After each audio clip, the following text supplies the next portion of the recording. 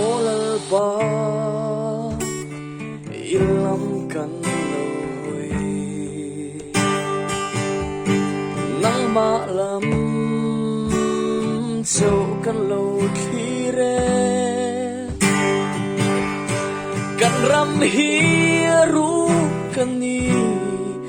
lao le khurin kan ome olalpa nang ma châu kan bay se hồi lắm tur reng shelo hiani ilam hoi in ban kan hare ben tur reng hi o kan nei mol silo kan hoye olalpa ilam kan hoy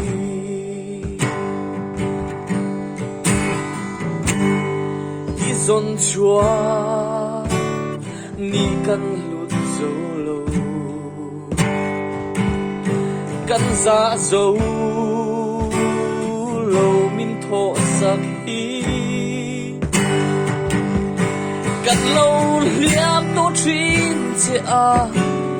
bên bầu tô ni ma illa olalpa nang ma lam kan lo hồi lắm tu reng shelo yani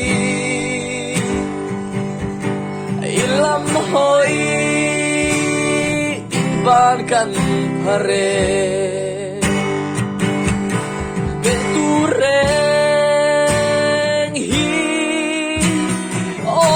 kan nei mol silo kan hoye olalpa ilam kan hoy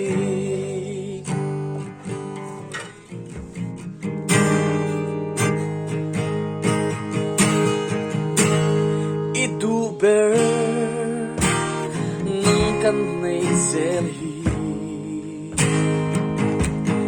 itu ber nang kan bel fo hi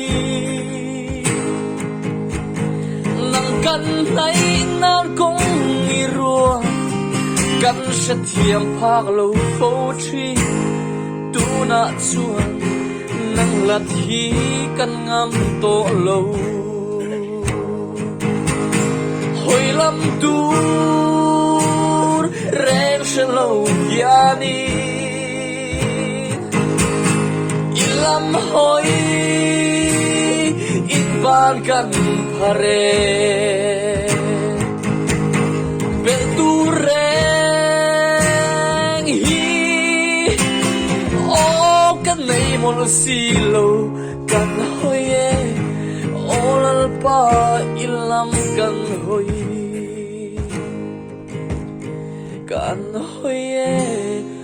olalpa ilam kan hoy